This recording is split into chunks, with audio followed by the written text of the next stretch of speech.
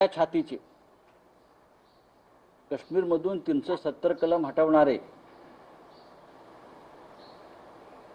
शिवसेनेशी मुंबईत 2 हात करू पाहणारे, शिवसेनेसारखा बलाढ्य पक्ष निवडणूक आयोगाच्या मदतीने फोडून दाखवणारे, सोनम वांगचुकला अटक करणारे असे आपले गृहमंत्री अमित शहा हे महाराष्ट्रात नगर जिल्ह्याच्या दौऱ्यावर आहेत. काही त्यांचे कार्यक्रम असतील. देशाचे गृहमंत्री आहेत. आपल्याकडे लॉ अँड ऑर्डर, लोकांची सुरक्षा हा विषय आहे. आणि तुम्ही येण्याआधी तुम्ही राजकीय कार्यकर्त्यांना अटक करता की त्यांनी कोणत्याही प्रकारचं आंदोलन करू नये, काळे झेंडे दाखवू नयेत. शिवसेनेचे पदाधिकारी त्या भागातले, आमचे भरत मोरे असतील, अन्य काही पदाधिकारी यांना अटक केली पाहिजे. आणि अटक करून अज्ञात स्थळी घेऊन गेले आणि मग त्या नगरमधल्या तोपखाना पोलीस स्टेशनमध्ये नेऊन अजून त्यांना बसवलेलं आहे. त्यानंतर मनसेचे कार्यकर्ते, मराठा समाजातले कार्यकर्ते, त्यांनाही नोटिसा बजावल्या, काहींना अटक केली. ही भीती कसली वाटते तुम्हाला? तुम्हाला लडाखमध्ये सोनम वांगचुकची भीती वाटते, तुम्हाला मणिपूरमधल्या महिलांची भीती वाटते, तुम्हाला महाराष्ट्रात शिवसैनिकांची भीती वाटते. तुम्ही देशावरती राज्य करताय, तुम्ही गृहमंत्री आहात.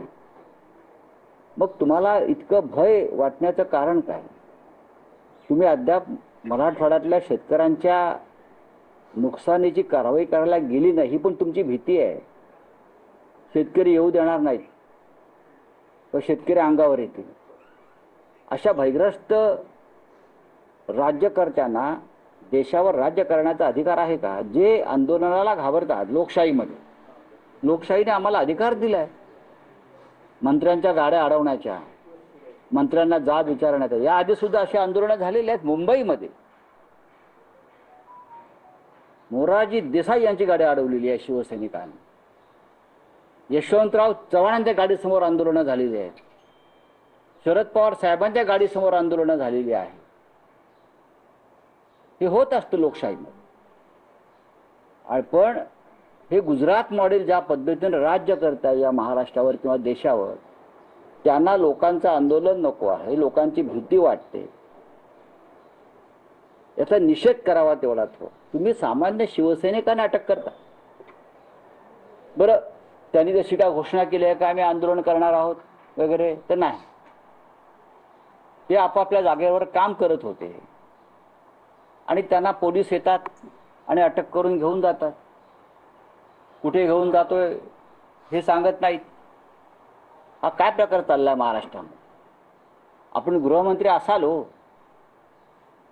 मग गृहमंत्र्यासारखं वागा, बेडरपणे, निर्भयपणे, निर्भीडपणे. होय, मी लोकांना सामोरा जाईन.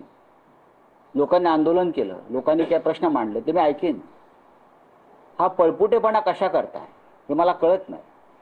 देवेंद्र फडणवीस सुद्धा तसंच वागतायत आणि म्हणजे महाराष्ट्राचे गृहमंत्री त्याच पद्धतीनं वागतायत आणि देशाचे गृहमंत्री त्याच पद्धतीनं वागतायत. फक्त खोटे गुन्हे दाखल करणं, विरोधकांना अटका करणं, तुरुंगात टाकणं, याच्यावरच यांचं राज्य चाललेलं आहे. हे फार काळ चालणार नाही.